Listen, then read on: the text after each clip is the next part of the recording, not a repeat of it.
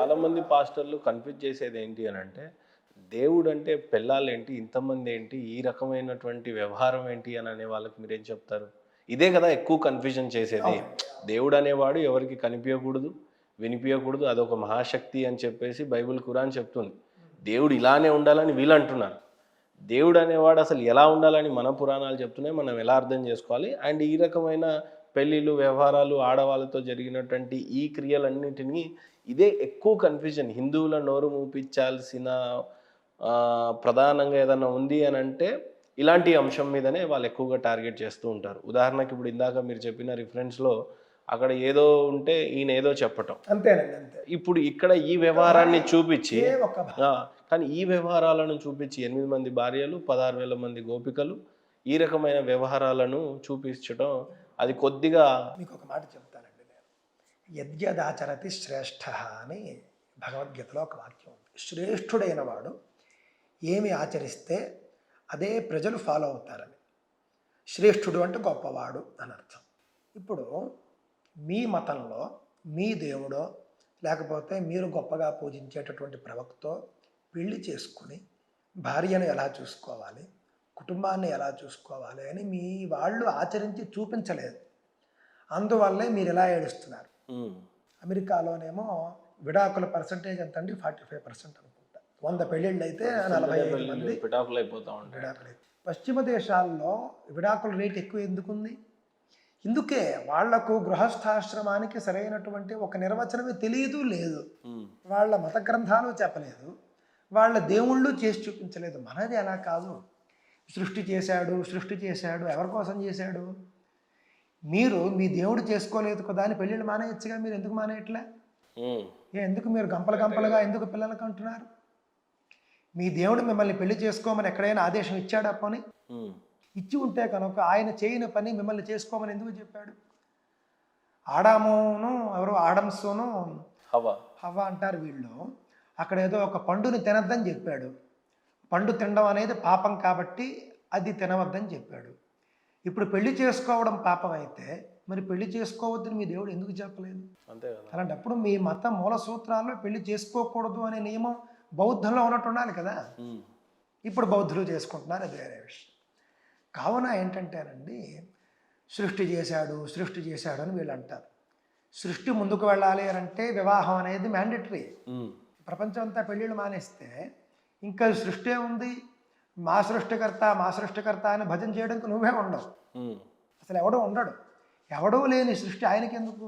అంతే కదా మరి కదా. కావున గృహస్థాశ్రమం అనేది సర్వశ్రేష్టమైనది, అందరూ ఆచరించాలి. అది ఏ విధంగా ఆచరించాలో మన దేవుళ్ళు ఆచరించి చూపించారు. మన యొక్క మహద్భాగ్యం అది. రాముడు ఆచరించి చూపించాడు కాబట్టి భార్యతో ఎలా ఉండాలో మనలో చాలామంది అలా ఉంటున్నారు నేడు. నేటికి కూడా సనాతన ధర్మంలో భార్యను చేసుకోవడం అనేది మహాపరాధం. ఎవరు చేయరు. ఎవరు అంటే జెంటిల్మెన్స్ ఎవరు చేయరు. అది మరి ఎక్కడి నుంచి నేర్చుకున్నాం మనం? భార్యకి ఇచ్చే గౌరవం. ద్రౌపది, సీత, మండోదరి వాళ్ళంతా కూడా భర్తలకు ఏ విధంగా సలహాదారులుగా ఉండేవారు.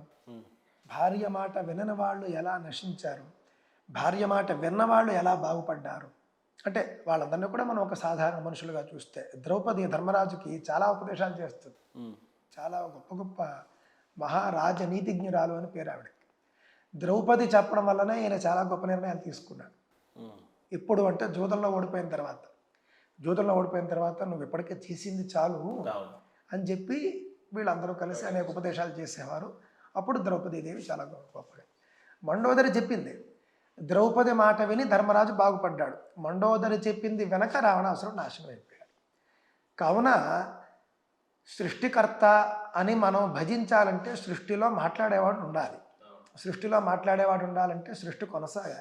సృష్టి కొనసాగాలి అని అంటే భార్యాభర్తలు అనేటటువంటి ఒక సంబంధం ఉండాలి. భార్యాభర్తలు అనేటటువంటి కాన్సెప్టు మ్యాండేటరీ ఉండి తీరాల్సిన కాన్సెప్ట్ అయినప్పుడు దానికి కొన్ని విధి విధానాలు ఉండాలి.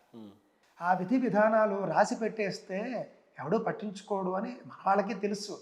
అందుకని భగవంతుడే సాక్షాత్తుగా వచ్చాడు. ఇప్పుడు భగవంతుడు చేయలేదనుకోండి, మనం చేయం. ఇప్పుడు ఎప్పటికీ కూడా వీళ్ళు రాముడు అత్తన్నాడు, కృష్ణుడు ఇత్తన్నాడు అని చెప్పి మాట్లాడతారు చూసారా? దాన్ని మనం మరి ఆధారంగా తీసుకుంటున్నామా లేదా? రాముడు అలా చేశాడు, కృష్ణుడు ఎలా చేశాడో మనం ఆధారంగా తీసుకుంటున్నాం. వాళ్ళు మన కోసం చేసి చూపించారు. మీ దేవుళ్ళు మీ కోసం చేసి చూపించలేదు. మీ దౌర్భాగ్యం. మీ దౌర్భాగ్యాన్ని హిందువులకు ఎందుకు మీరు దౌర్భాగ్యంగా చెబుతూ ఉన్నారు? ఇప్పుడు అన్నిటికంటే ఇంకో పెద్ద కాంట్రవర్సీ ఏంటంటే గురుగారు, దేవుడు అనేవాడు ఒక్కడే అని చెప్పి వాళ్ళు అంత గట్టిగా చెప్తున్నారు. మనకి 33,000 కోట్ల దగ్గర ఆగుతుంది ఈ కాంట్రవర్సీ. దీనికి మీరు ఇచ్చే కౌంటర్ ఏంటి? దేవుడు అనేటటువంటి వాడు ఒక్కడ, 100 మందా, 1,00,000 మందా అనేటటువంటిది మనం వేదంలో చూసినప్పుడు ఏకం సద్విప్రా బహుధా వదంతి అని ఉంటుందండి. ఇంద్రం మిత్రం వరుణ, ఇది ఎవరో చెప్పరు, ఆ ఒక్క వాక్యం అందరూ చెబుతుంటారు. ఇంద్రం మిత్రం వరుణ మగ్గిమ హురథో దివ్యస్సు సుపర్ణో గరుత్మా ఆను ఏకం సద్విప్రా బహుధా వదంత్యగ్నియమం మా తరిష్పా ఆనమాహు. ఏమంటాడంటే దేవుడు ఒకడే ఏకం అని ఎవరు చెబుతారట? సద్విప్రాహ అని అంటారట. ఏకం సద్విప్రాహ బహుధా వదంతి, బహుధా కూడా చెబుతారు. మనం అనేక రకాలుగా కూడా మనం పూజిస్తాం. ఎలా పూజిస్తామో కూడా చెబుతూ ఉన్నాం. అగ్ని అని, ఇంద్రుడు అని, యముడు అని, వరుణుడు అని, ఈ విధంగా రకరకాల దేవతలుగా మనం దేవుణ్ణి పూజిస్తాం. అంటే వేదం వీళ్ళందరూ దేవుళ్ళు అని అక్కడ సర్టిఫై చేసినట్లు లెక్క. ఒకే దేవుణ్ణి మనం ఇన్ని రూపాల్లో పూజిస్తున్నామో అని వేదం చెబుతోంది. అంతేకాని ఒక్క దేవుణ్ణే పూజించు, వీళ్ళు ఎవరిని పూజించొద్దని వేదం చెప్పదు. దేవుని ఏ రూపంలో పూజిస్తే ఏముంది, వీళ్ళకి వచ్చిన సమస్య ఏంటో అర్థం కాలే. అంతే కదండి. ఇప్పుడు ఉదాహరణకండి, మీరు ఒక కంపెనీకి CEO అండి, మీ కింద ఒక ఎంప్లాయీ ఉన్నాడు అనుకుందాం ఉదాహరణకి. ఆ ఎంప్లాయీకి మీరు నెలకి 25,000 జీతం ఇవ్వాలి. 1వ తారీఖు వచ్చేసరికి ఎంప్లాయీకి జీతం అందడం ముఖ్యమా, మీరే నేరుగా ఇవ్వడం ముఖ్యమా? లాజికే కదా. అంతే కదా, అందడమే ఇంపార్టెంట్, అందడమే ముఖ్యం. కావున నువ్వు దైవాన్ని పూజించడం ముఖ్యం, దైవానుగ్రహాన్ని నువ్వు సంపాదించడం ముఖ్యం, ఆ పుణ్యాన్ని నువ్వు సంపాదించుకోవడం ముఖ్యం. వేదంలో చెప్పిన విధంగా ఏ రూపంలోనైనా నువ్వు పూజించవచ్చు. వేద విరుద్ధంగా నువ్వు భగవంతుడిని పూజించకూడదు.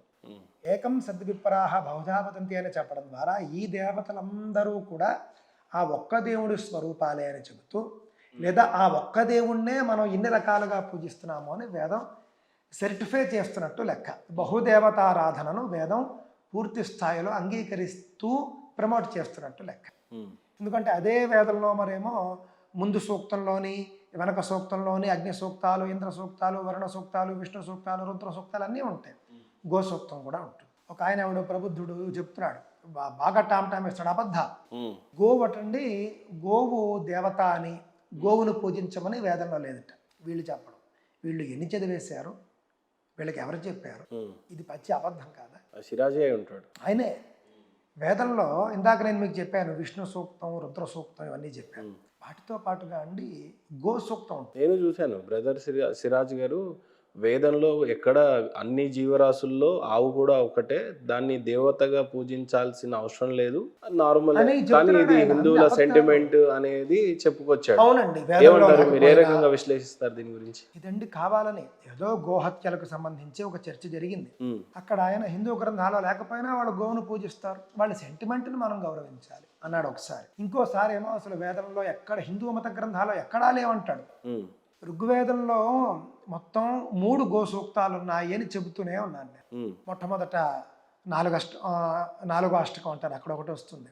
7వ అష్టకంలో ఒకటి వస్తుంది, 8వ అష్టకంలో ఒకటి వస్తుంది. ఏమని వస్తాయి? ఆ గావో ఓ అగ్మన్నుత భద్రమక్రన్ అని చెప్పి మొదలుపెట్టి గావో భగో గావ ఇంద్రో ఓమే అచ్చాను అని చెప్పేసి మొత్తం గోవుల్ని స్తుతిస్తూ వస్తారు. అద్భుతంగా దేవతల్ని స్తుతించిన విధంగా గోవుల్ని స్తుతించడం.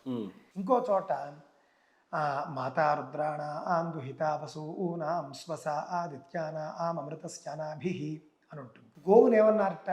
రుద్రాణం మాత, ఏకాదశ రుద్రులకు తల్లి. మనమేమో ఏకాదశ రుద్రుల్ని మనం పూజిస్తున్నాము, ఏకాదశ రుద్రాభిషేకం మనం చేసుకుంటున్నాము. వాళ్ళ తల్లి అయినటువంటి గోవును పూజించమా? పూజించాల్సిందే కదా. అంతే కదా. ఆ తర్వాత దుహిత వసూనాం అన్నారు, అష్టవసువులకి కూతురు అన్నారు. మనం అష్టవసువుల్ని పూజిస్తాం. మరి అష్టవసువుల కూతురుని ఎందుకు పూజించాం? స్వస ఆదిత్యానాం, ఆదిత్యులు, ద్వాదశాదిత్యులు అని ఉంటారు. ద్వాదశాదిత్యులు మహావిష్ణువు కూడా అప్పుడు. ద్వాదశాదిత్యులు అని ఎవరైతే ఉన్నారో వాళ్లకు సోదరి అని చెప్పారు, భగిని అని చెప్పారు. అంటే ఏమిటి? మహావిష్ణువు అపచెల్లెలు అయింది అనుకోండి, మహావిష్ణువు నారాయణుడు అని అంటే మహావిష్ణు అప్పచెల్లి నారాయణి అవుతుంది. మనో సర్వమంగళ మాంగళ్యే శివే సర్వార్థ సాధికే శరణ్యే త్ర్యంబకే దేవి నారాయణి నమోస్తుతే అంటాం మనం. నారాయణి అంటే ఎవరు? మహావిష్ణువు సహోదరి. అంటే చాలామంది మహాలక్ష్మి అనుకుంటారు పొరపాటు. అందువల్ల ఇంత స్పష్టంగా మనకు గోవు గురించి, గోవు దైవత్వం గురించి వేదంలోనే ఉంటే, వేదంలో ఇంత విస్తృతంగా ఉంది. ఇది కాకుండా పురాణాదుల్లో చూసుకుంటే చెప్పక్క కొన్ని వేల శ్లోకాలు, వేలాది శ్లోకాలు. నిన్న కాక మొన్న మొత్తం గోమాత గురించి. నిన్న కాక మొన్న మనం గోవర్ధన పూజ చేసుకున్నాం, దీపావళి ముందు గోపాష్టమి చేసుకున్నాం. గోవర్ధన పూజలో చెప్పేటటువంటి మంత్రాల్లో స్కంద పురాణంలో స్పష్టంగా గోవు సాక్షాత్తు లక్ష్మీ స్వరూపిణి అని ఉంటుంది. ఇంకేం చెప్పాలి మీకు? నేను మా ఛానల్లో ఒక వీడియో చేశానండి. ఎప్పుడో ఒకసారి హఠాత్తుగా మా ఇంట్లో ఇలాంటివి చర్చలు అవి జరుగుతూ ఉంటాయి. మా పిల్లలు చూస్తూ ఉంటారు, మా అబ్బాయి కూడా చూస్తూ ఉంటాడు. 5 ఏళ్ళు మా అబ్బాయికి, జయశంకర దత్త అని పేరు. మా అబ్బాయి అన్ని విషయాలు వింటూ ఉంటాడు, వాడికి కొంత అవగాహన ఉంది. వాడే ఒకసారి ఎప్పుడో వచ్చి హఠాత్తుగా, నాన్న నీకు మనం ఆవుని ఎందుకు పూజిస్తామో తెలుసా అన్నాడు. నేను సరదాగా తెలియదురా ఎందుకు అని అన్నా. అంటే ఆవులో అందరూ దేవతలు ఉంటారు అన్నాడు. అంటే ఆవులో అందరూ దేవతలు ఉంటారనేటటువంటి జ్ఞానం 5 ఏళ్ల బాలుడికి మన ధర్మంలో ఉంది. అది వేదంలో ఉంది, పురాణాల్లో ఉంది, భారతంలో ఉంది, రామాయణంలో ఉంది. రామాయణంలో 6 నెలలు గోసేవ చేసి రాముడి పూర్వీకులు దిలీప మహారాజు సంతానానికి అంటాడు. మరి ఇదంతా ఎక్కడికి పోయింది? కృష్ణుడు ఎల్లప్పుడూ గోవులతోనే ఉండేవాడు. గోపాలుడు అని పిలిపించుకోవడానికి ఇష్టపడ్డాడు ఆయన.